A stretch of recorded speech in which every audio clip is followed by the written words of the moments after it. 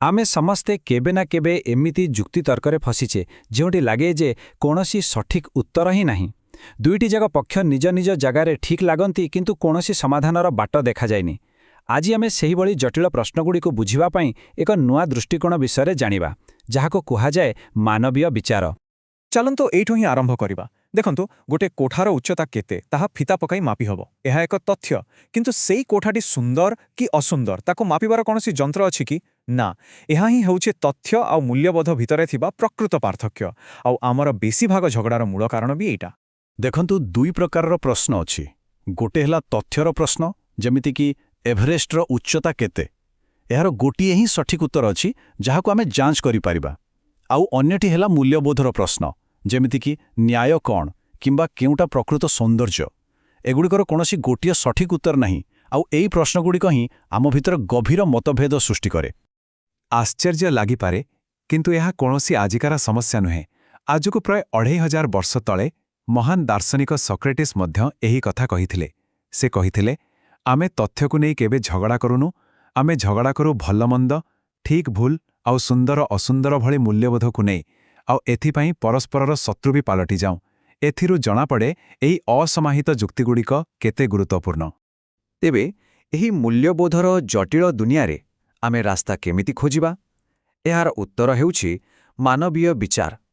एहा एक दिगबारिणी जंत्र भली जहा आमकु एही अर्थर दुनिया रे बाट देखाए। चलंतु बुझिबा एहा प्रकृतरे कौन। प्रथमे आसे एपिस्टेम। एहा हेउछि वैज्ञानिक ज्ञान, जेमिति कि पृथ्वी सूर्य चारिपटे बुले।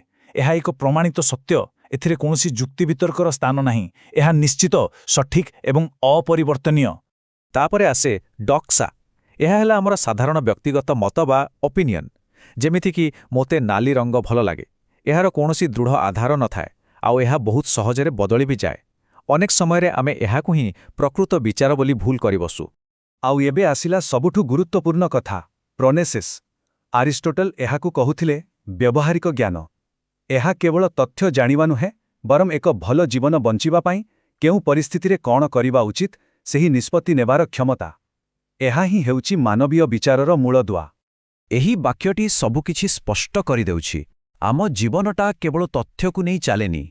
आमे बंचु संपर्क, मूल्यबोध, भल पाइबा, घृणा एमिति अनेक अर्थर एक जटिल जाल भितरे। आउ एही जाल को बुझिबा पाई आउ सेथिरे ठीक भावे चालिबा पाई विचार शक्ति ही आमर सबुठु बड़ साधन। तेबे जदि विचार शक्ति एते जरूरी, ताहले आजिकाली एहा एक हजि जाइथिबा कला परि काहेकि लागुची?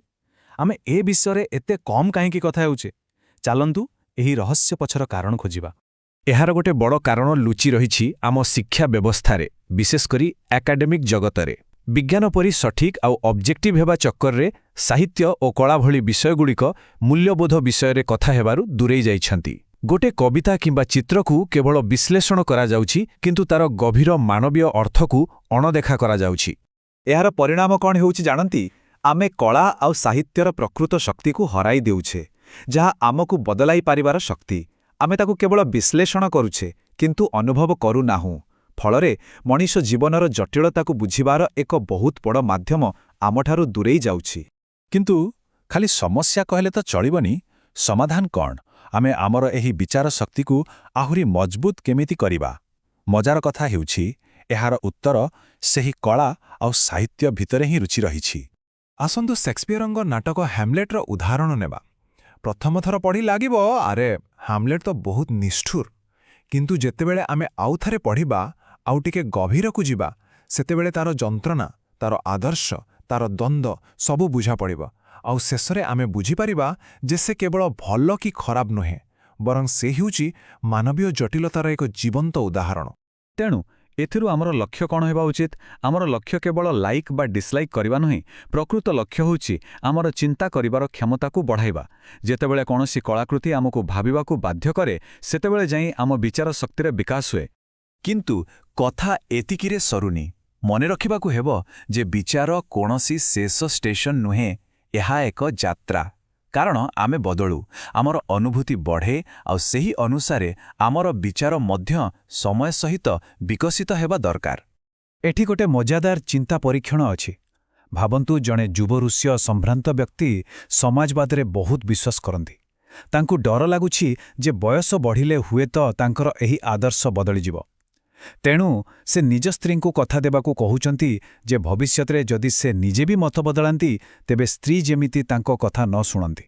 ଏହି ପ୍ରଶ୍ନଟି ପ୍ରକୃତରେ ଆମ ସମସ୍ତଙ୍କ ପାଇଁ।